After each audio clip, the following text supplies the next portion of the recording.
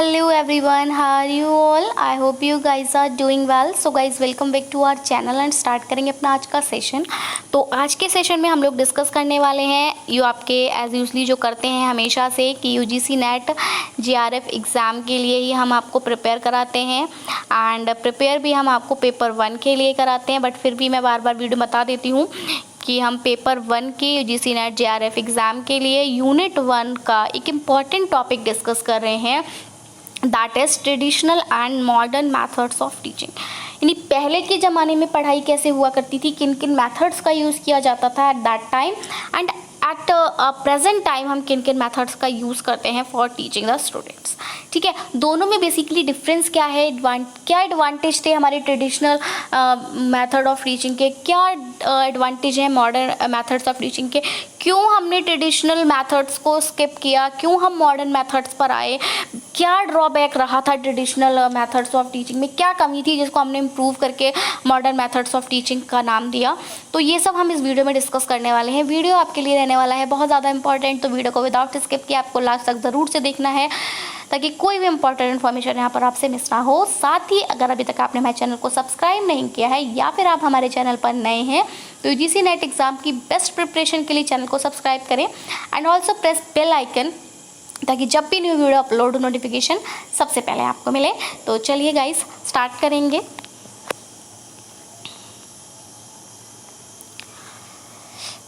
Yes, so here is traditional teaching methods, that is पारंपरिक शिक्षण विधियाँ, यानी कि जो हमारा टाइम था पुराना टाइम। ठीक है, तो ट्रेडिशनल टीचिंग मेथड्स का मतलब है जो हमारे पारंपरिक शिक्षण विधियाँ थी, जैसे हम लोग बोलते हैं ना ट्रेडिशनल ड्रेसेस पहनेंगे, मतलब पारंपरिक कपड़े पहनेंगे, लाइक हमारी जो ट्रेडिशनल ड्रेस है that is suit, sari, lehenga, तो उनको हम ट्रेडिशनल बोलते हैं ना कि आप क्या पार्टी में जा रहे हो, अच्छा कैसे वेस्टर्न वेयर कर रहे हो, ट्रेडिशनल कर रहे हो, लोग कहते हैं हम ट्रेडिशनल वेयर करें, तो बिल्कुल वहीं से आप कनेक्ट करोगे। Traditional teaching methods are the methods जो हमारे पारंपरिक थे, पुराने ज़माने से चलते आ रहे थे, एक परंपरा थी पढ़ाने की, उसको हम यहाँ पर डिस्कस कर रहे हैं।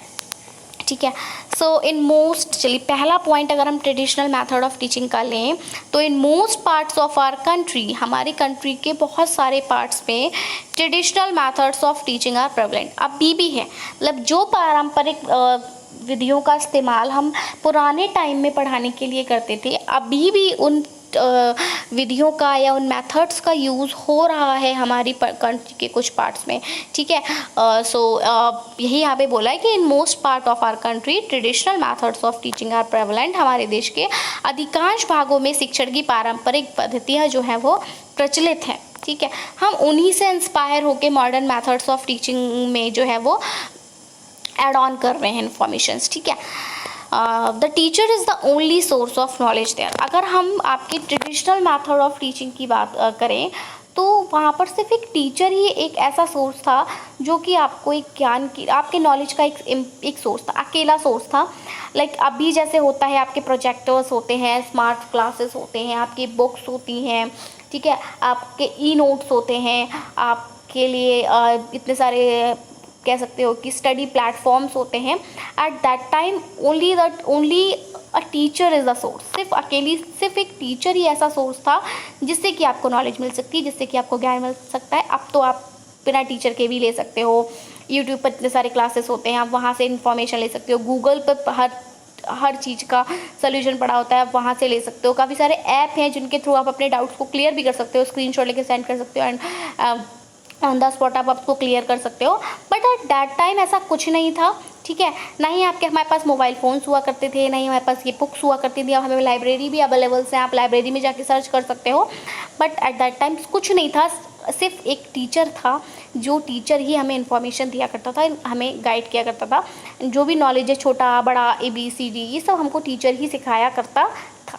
ठीक है, और अगर हमें कहीं भी कन्फ्यूज़न हो रहा होता था, कहीं भी कोई भी प्रॉब्लम आ रही होती थी तो वो एट ऑन द स्पॉट जो है वो हमारी रिजॉल्व नहीं होती थी। We have to wait for next day, और अगर मान लीजिए नेक्स्ट डे संडे है तो we have to wait for 2-3 days. And जब हम स्कूल जाया करते थे, जब अपने टीचर से मिला करते थे, तब हम अपने डाउट्स को क्लियर किया करते थे। तो यहाँ पे सेकंड बात जो है आपके ट्रेडिशनल मेथड ऑफ टीचिंग की इज़ दैट कि सिर्फ टीचर ही अकेला सोर्स हुआ करता था जो हमें ज्ञान दिया करता था। तो हमारे ज्ञान का एकमात्र साधन वहाँ पर शिक्षक था।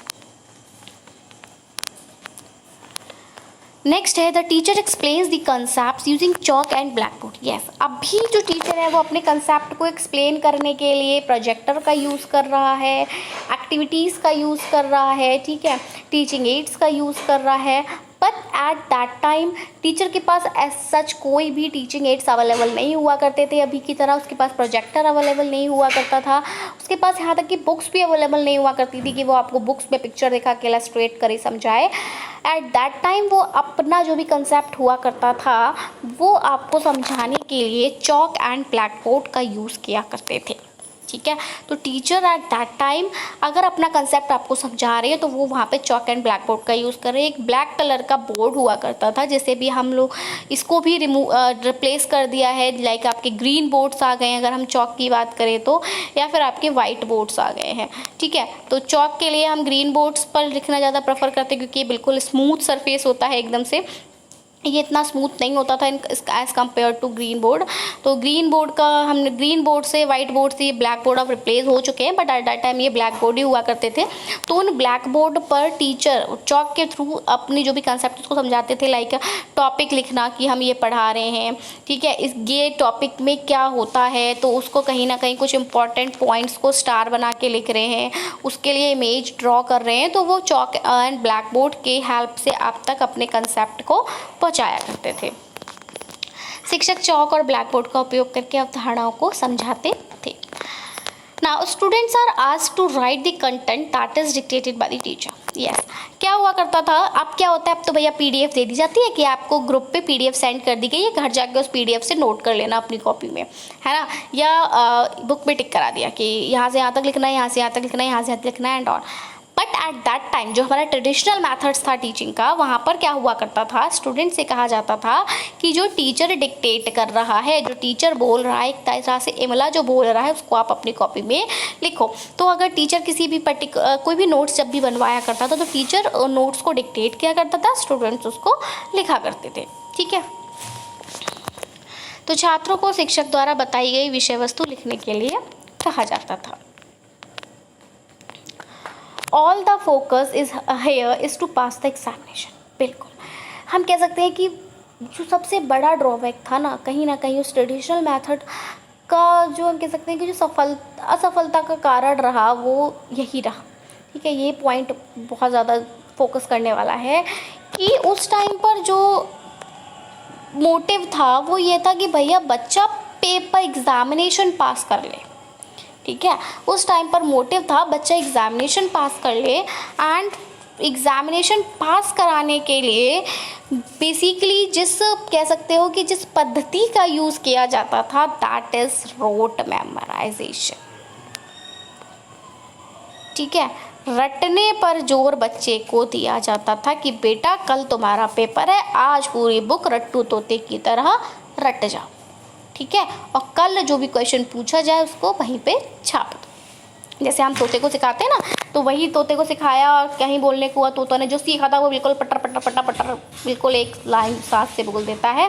तो वही हिसाब पहले था कि भैया बच्चे को एग्ज़ाम में पास कराना है तो उससे कहा जाता था बेटा रट लो, क्वेश्चंस रट लो और लिखाओ।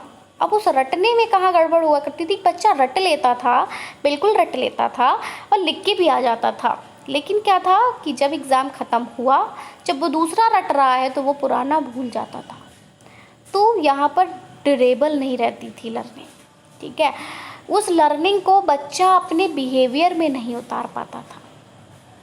इसीलिए कहा जाता था कि लोग जो पहले के लोग थे वो कहते थे ना कि शिक्षित नहीं थे। ये एक वर्ड यूज़ किया जाता, भैया शिक्षित क्यों नहीं थे, पढ़ने तो वो भी जाते थे बट शिक्षित क्यों नहीं थे, इसीलिए नहीं थे क्योंकि शिक्षा का हमने ऑलरेडी डिस्कस किया है कि learning is something that changes your behaviour. जब आपके बिहेवियर में कोई चेंज आ रहा है, आप अपने बिहेवियर में कुछ उतार रहे हो, that is termed as learning, तभी हम कहते हैं कि लर्निंग हुई।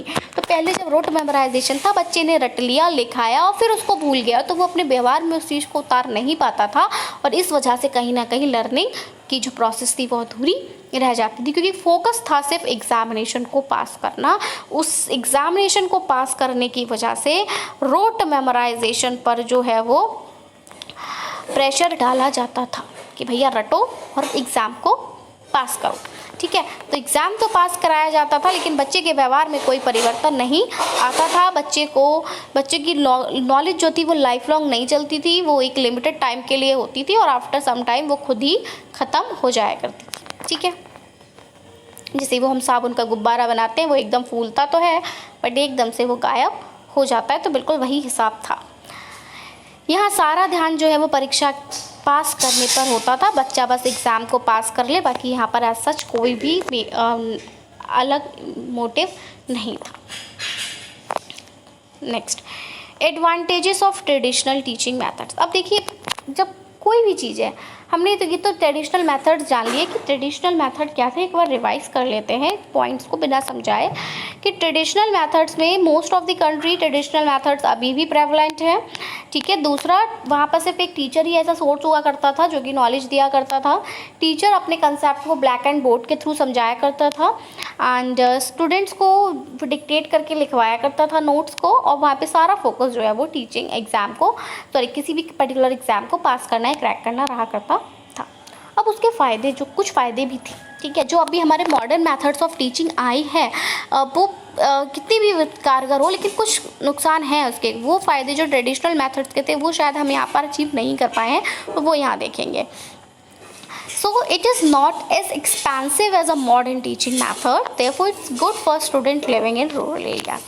अब क्या है, अब ये जो हमारे मॉडर्न टीचिंग मेथड्स हैं, तो भैया इनको अफोर्ड करना जो है वो बहुत ज़्यादा डिफ़िकल्ट है, क्योंकि ऐसे कैंडिडेट्स जो कि रूरल एरियाज़ में रह रहे हैं, ऐसे स्टूडेंट जो रूरल एरियाज़ में रह रहे हैं, जो गांव से बिलोंग कर रहे हैं, जो लो बैकग्राउंड फैमिली से आ रहे हैं, ठीक है, लो क्लास फैमिली से आ रहे हैं, तो उनके लिए कहीं ना कहीं ये मॉडर्न टीचिंग मेथड्स को अफोर्ड करना बहुत ज़्यादा डिफ़िकल्ट है। पहले ऐसा कुछ नहीं था, चाहे बच्चा गरीब है, चाहे बच्चा आपका अमीर है, चाहे वेदर वो हाई क्लास फैमिली से है, वेदर वो लो क्लास फैमिली से, किसी भी फैमिली से है, जो हमारा ट्रेडिशनल मेथड ऑफ टीचिंग था वो एक्सपेंसिव नहीं था। बच्चे को 3 कॉपियाँ खरीद के देनी है तो वो एक गरीब माँ बाप भी दे देते थे, अमीर भी दे देते थे। अमीर को भी वही 3 कॉपीज़ देनी है, गरीब को भी वही 3 कॉपीज़ देनी है। हाँ, अमीर को वो 3 कॉपीज़ खरीदने में ज़्यादा मेहनत नहीं लग रही थी, गरीब को थोड़ी लगी, बट उसने मेहनत की, बट कॉपी खरीदने के लिए वो सक्षम था। तो पहले का जो ट्रेडिशनल मेथड था वो सब तक पहुंचती थी वो शिक्षा, उसे गरीब भी ले सकता था, गांव के लोग भी ले सकते थे। लेकिन अभी ये जो मॉडर्न मेथड्स ऑफ टीचिंग है, ये सब तक इसकी पहुंच नहीं है, तो हम कहेंगे कि एक्सेसिबिलिटी नहीं है, रीचेबिलिटी नहीं है इसमें। और हमारे जो ट्रेडिशनल मेथड ऑफ टीचिंग थे वहाँ रीचेबिलिटी थी, सब तक पहुँच थी, सब उसको ले सकते थे, अफोर्ड कर सकते थे।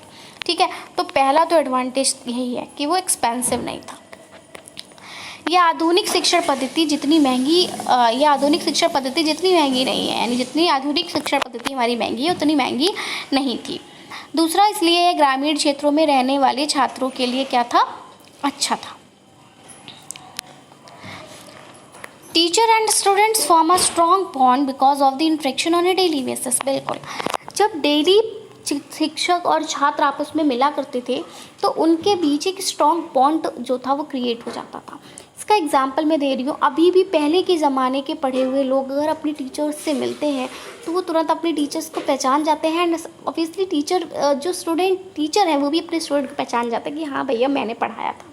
और अगर स्टूडेंट मान लीजिए कि अगर सक्सेसफुल है तो वो टीचर के लिए बहुत ज़्यादा गर्व की बात होती है उस टाइम पर कि मेरा पढ़ाया हुआ बच्चा सक्सेसफुल है। ठीक है, बच्चा भी तुरंत टीचर के झुक के पैर छुएगा कि भैया चाहे अब टीचर साइकिल से चल रहा है, लेकिन अगर उसने कहीं ना कहीं प्राइमरी में कहीं भी उस बच्चे को पढ़ाया है, उसको कैंडिडेट को पढ़ाया है जो आज सक्सेसफुल है, तो वो अपने टीचर के पैर छूने में बिल्कुल नहीं हिचकिचाता। उसका रीज़न है कि टीचर और स्टूडेंट्स में वहाँ पर एक बॉन्ड डेवलप हुआ करता था जब वो डेली मिला करते थे।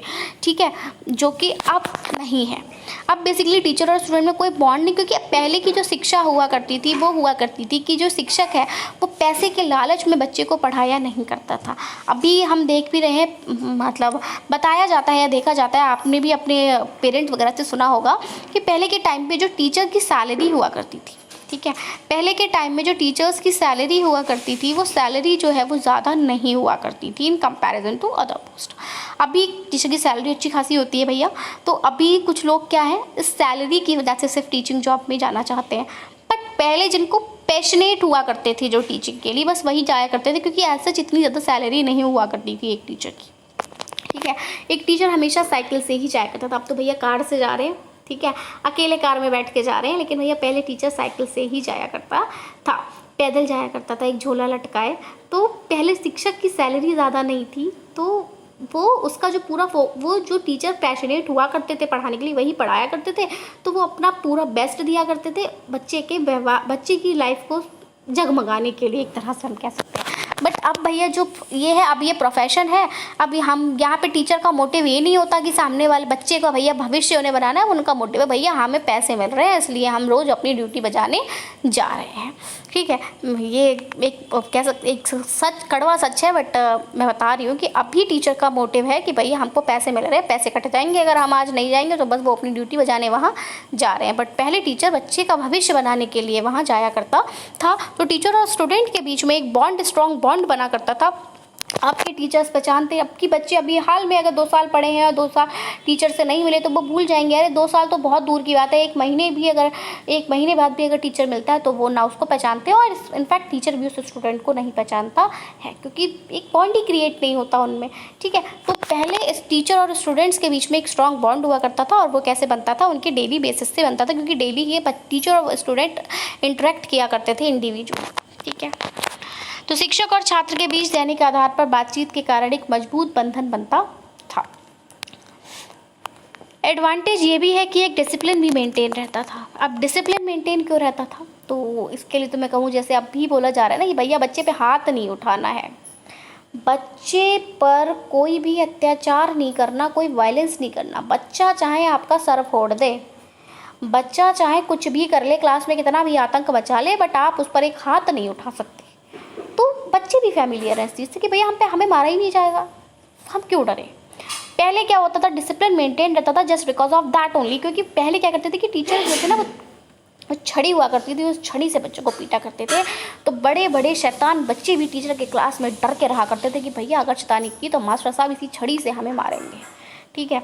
तो उसकी वजह से क्लास का एक डेकोरम मेंटेन रहता था, डिसिप्लिन बना रहता था। अगर शिक्षक पढ़ा रहा है तो मजाल तो एक बात वर्ड भी बोल जाए या आवाज़ भी आ जाए, बहुत हल्के हल्के फुसफुसाया करते थे छोटी छोटी बात को।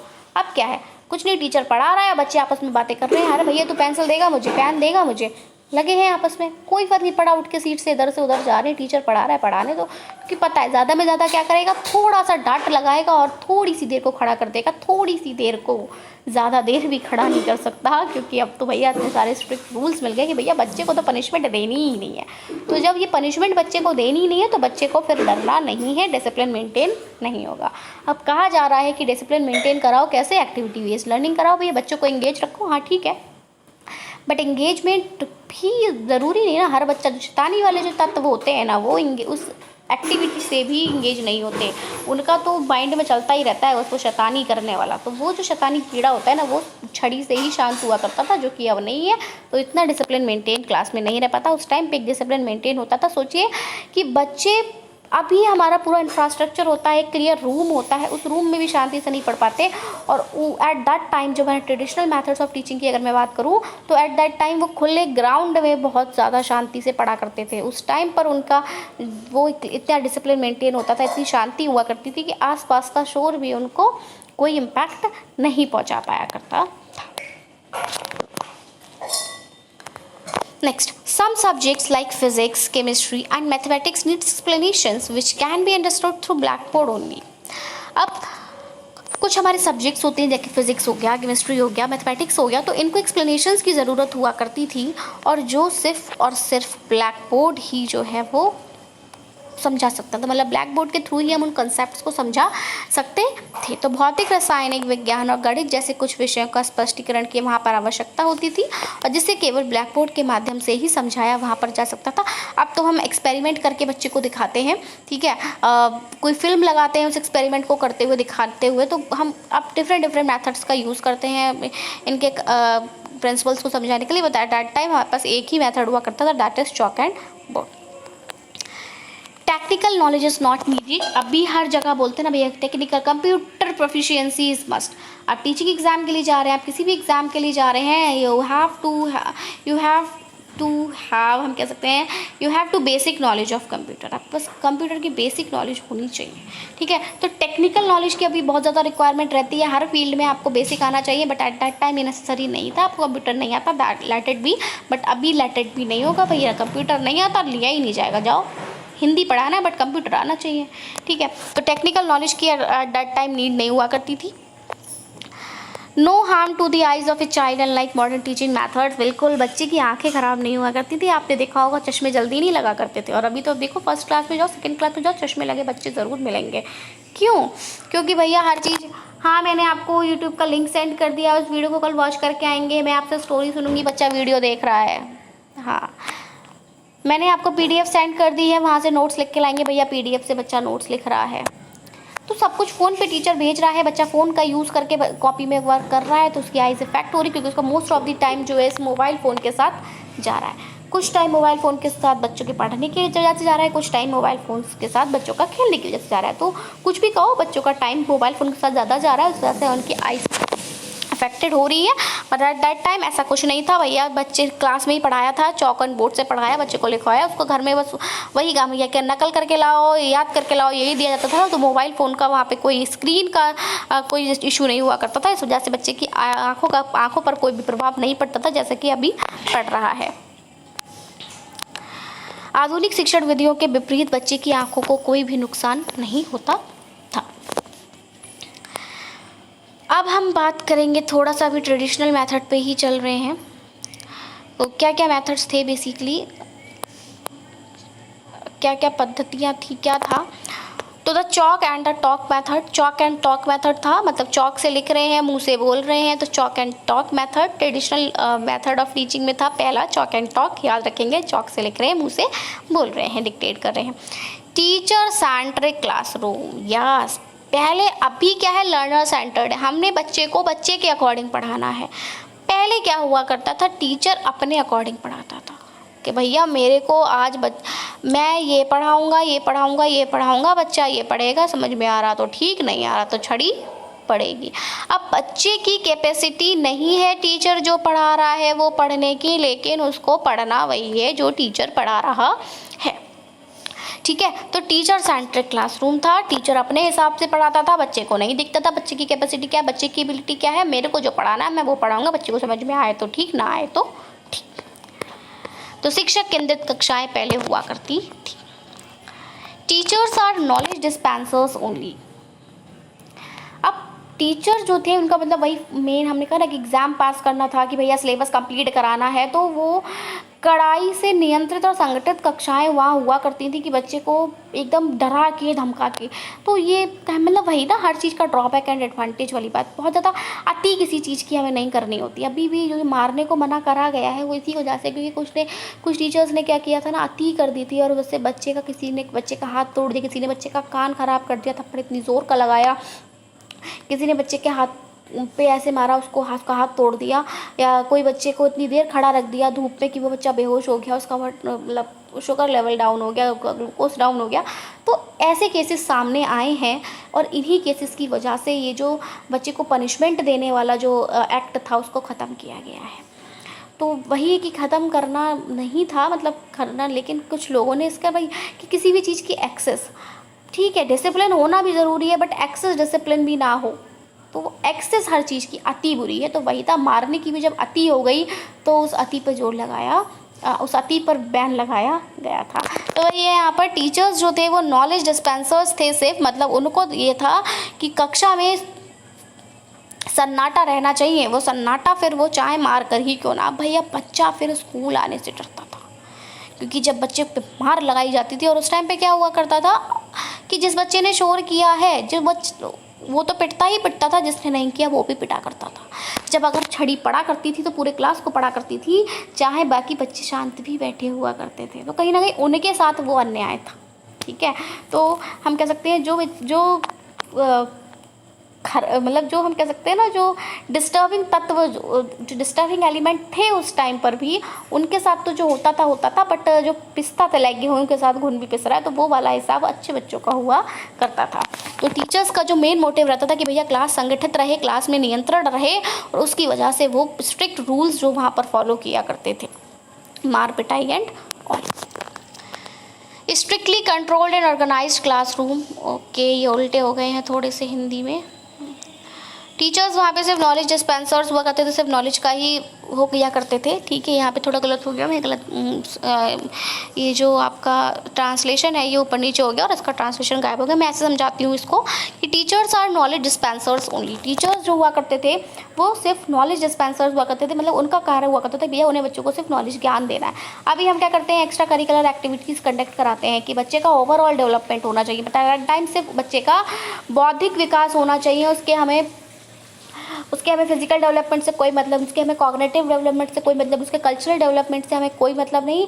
And we have to focus only on that, आप कह सकते हो कि उसके बौद्धिक विकास पे, उसके इंटेलिजेंट डेवलपमेंट पे उसके हमें ध्यान देना था, उसके मेंटल डेवलपमेंट पे ध्यान देना था। बाकी उसका कोई डेवलपमेंट हो या ना हो हमें फ़र्क नहीं पड़ता।